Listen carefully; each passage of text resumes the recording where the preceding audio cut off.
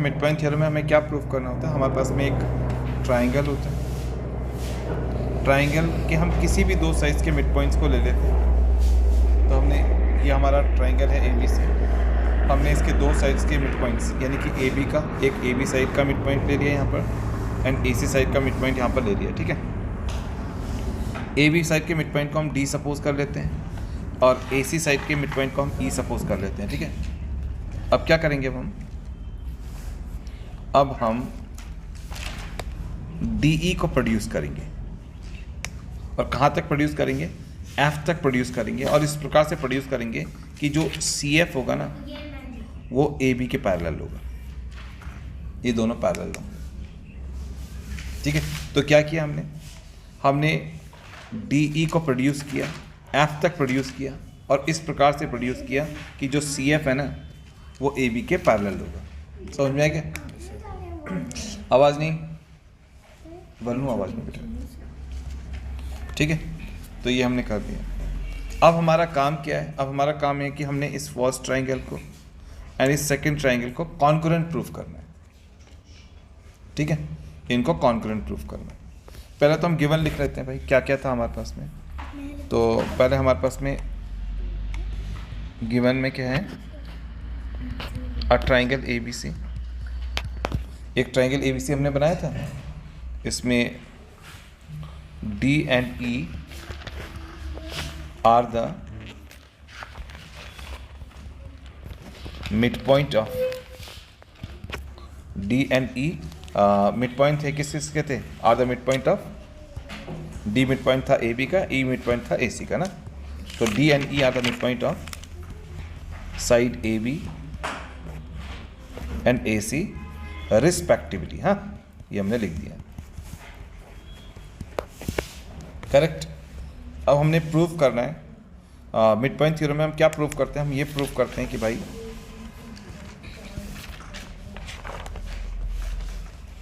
जो ये हमने दो मिड पॉइंट्स को मिला करके, देखो जी हमने दो मिड पॉइंट्स को मिला करके ये लाइन ड्रॉन किया ना, ये जो लाइन ड्रॉन किया ये इस थर्ड साइड के पैरेलल भी होगा, हमने ये प्रूफ करना है।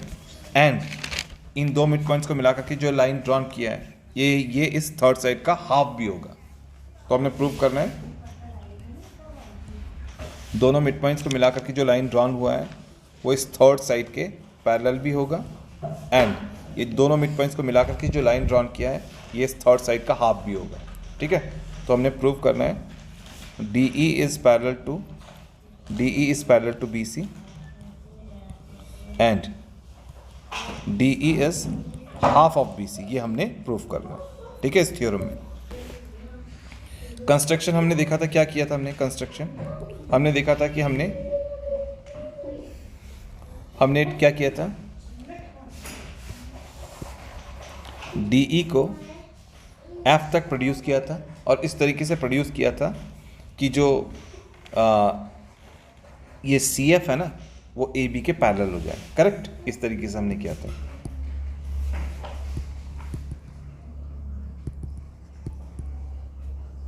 तो हमने क्या किया?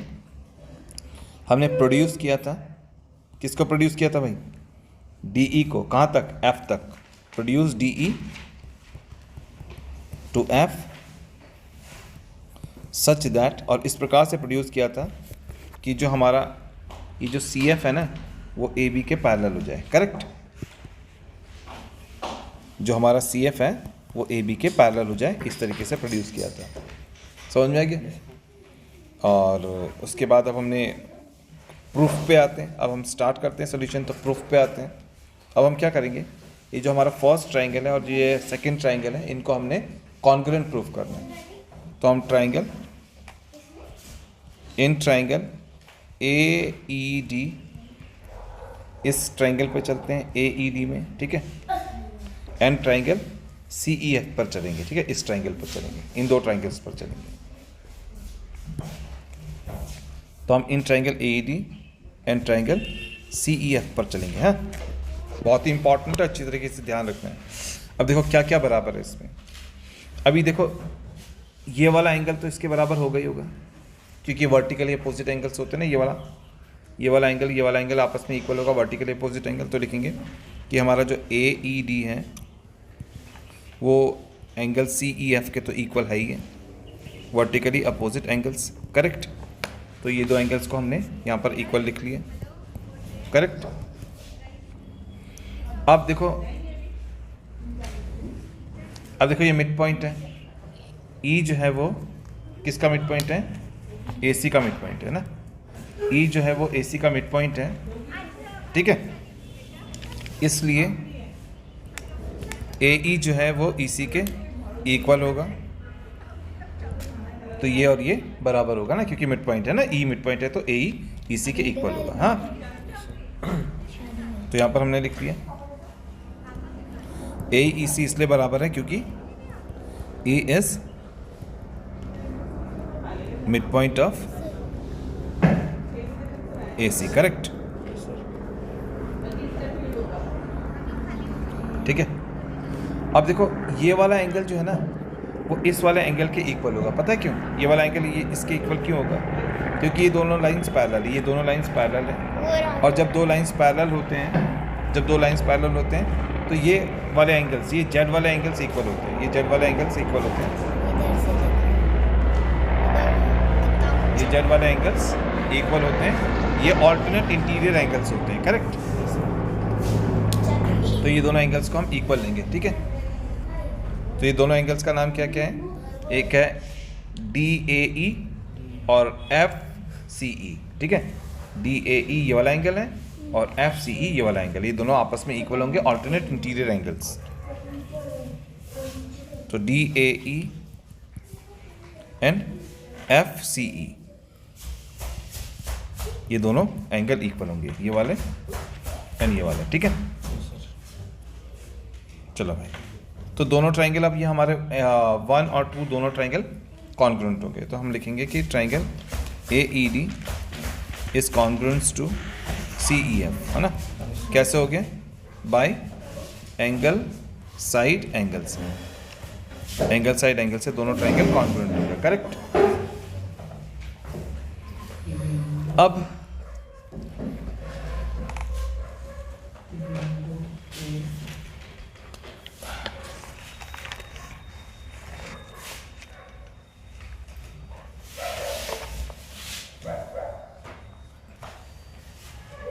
देखो हमने 1 ट्राइंगल को और 2 ट्राइंगल को, ये फर्स्ट ट्राइंगल को एंड सेकंड ट्राइंगल को कॉन्ग्रुएंट प्रूफ कर लिया है ना, यहाँ पर प्रूफ कर लिया। अब जब ये दोनों ट्राइंगल कॉन्ग्रुएंट हैं तो ये वाला इसके बराबर होगा बाई CPCT, क्योंकि इस ट्राइंगल का, ठीक है, ये वाला साइड और इस वाले ट्राइंगल का ये वाला साइड इक्वल होगा बाई CPCT। तो DE is equal to EF होगा, DE is equal to EF होगा बाय CPCT, है ना, by corresponding part of congruent triangle, है ना। और ये बराबर हुए। अब देखो ये याद रखना है कि ये भी इसके बराबर होगा बाई CPCT। तो AD किसके बराबर होगा? CF के बराबर होगा। AD किसके बराबर होगा? CF के बराबर होगा, ठीक है। ये वाला बाई CPCT इसके बराबर होगा, बट ये तो इसके बराबर है, क्यों? क्योंकि D मिड पॉइंट है, D मिड पॉइंट है किसका? AB का। D मिड पॉइंट है AB का, D मिड पॉइंट है AB का, तो ये और ये तो बराबर होगा, है ना। तो हम लिखेंगे ये भी बाई CPCT बराबर था, और हमने देखा था कि AD जो है वो AD जो है, ये जो AD है वो BD के इक्वल है। क्यों इक्वल है? क्योंकि D मिड पॉइंट है ना, D is mid point of AD, है ना, AB का AB का मिड पॉइंट है वो। तो हमने देखा कि AD और देखो AD CF के भी इक्वल है, AD BD के भी इक्वल है, तो इसलिए BD जो है वो CF के इक्वल होगा। इसलिए देखो इसके इक्वल ये भी है और ये इसके इक्वल है। ये इसके इक्वल क्यों था? क्योंकि बाई CPCT। और ये इसके इक्वल क्यों है? क्योंकि ये मिड पॉइंट है, इसलिए ये दोनों भी आपस में इक्वल होंगे। कौन कौन? ये एंड ये। तो ये दोनों आपस में इक्वल हो गए।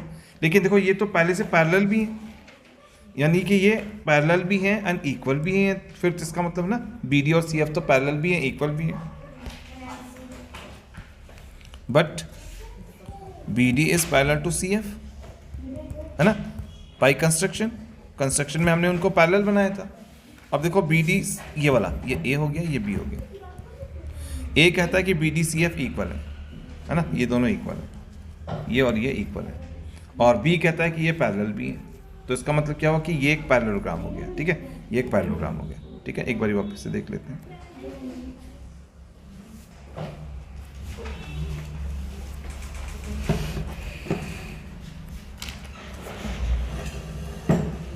ठीक है, तो हमने क्या देखा कि ये इसके इक्वल भी है और ये इसके पैरेलल भी है, तो क्या बन गया, ये पैरेललोग्राम, तो पैरेललोग्राम बन गया, है ना। तो इन दोनों के कारण से वो पैरेललोग्राम बन गया। कौन बन गया parallelogram? B C F D, ये पैरेललोग्राम बन गया। हाँ, तो हम लिखेंगे देयरफॉर क्वाड, ये जो बी सी एफ डी है इज अ पैरेललोग्राम, ये तो एक पैरेललोग्राम बन गया। और जब पैरेललोग्राम बन गया तो इसका मतलब क्या होगा कि पैरेललोग्राम बन गया तो ये वाला इसके इक्वल होगा, ठीक है। तो हमारे पास में क्या होगा, डी एफ बी सी के इक्वल होगा। हाँ, डी एफ बी सी के इक्वल होगा। अब डी एफ जरा देखो, डी एफ एक्चुअल में है क्या? डी एफ जो है D E plus E F है ना। डी एफ क्या है? D E plus E F. तो हम डी एफ की जगह क्या लिख सकते हैं? D E plus E F, है ना, और यहाँ पर बी सी है। अब डी ई ई एफ क्या बराबर है? देखो हम प्रूफ कर चुके हैं ऊपर, डी ई ई एफ बराबर है, तो हम ई एफ की जगह पर डी ई को लिख सकते हैं। तो हम ई एफ की जगह पर डी ई को लिख सकते हैं। हाँ, तो ये भी डी ई हो जाएगा। अब डी ई कितना हो जाएगा? 2 DE is equal to B C, ठीक है ना। तो अब 2 को उधर ले जाओ, तो डी ई कितना आ गया? Half of B C. ये तो हमको प्रूफ करना था कि ये हाफ होता है ना, हमें यही तो प्रूफ करना था कि ये जो डी ई है वो बी सी का हाफ होगा। जो ये 2 मिड पॉइंट्स को मिलाकर के लाइन हमने ड्रॉन किया है वो थर्ड साइड का हाफ होगा, वो हमने यहाँ पर प्रूफ किया, ठीक है। अब देखो ये अपोजिट साइड, ये एक पैरेललोग्राम हमने प्रूफ कर दिया था, तो opposite sides of parallelogram parallel होंगे, तो डी एफ जो होगा वो बी सी के पैरेलल होगा, है ना। यहाँ पर हमने प्रूफ किया था कि एक पैरेललोग्राम है, यहाँ पर हमने प्रूफ किया पैरेललोग्राम है, तो अपोजिट साइड्स जो डी एफ है वो बी सी के पैरेलल होगा। अब डी एफ बी सी के पैरेलल होगा, अगर पूरा का पूरा डी एफ बी सी के पैरेलल होगा, देखो डी एफ बी सी के पैरेलल होगा, तो डी ई भी तो बी सी के पैरेलल होगा, क्योंकि ये पूरा लाइन पैरेलल है इसके, तो इतना पार्ट भी तो पैरेलल होगा।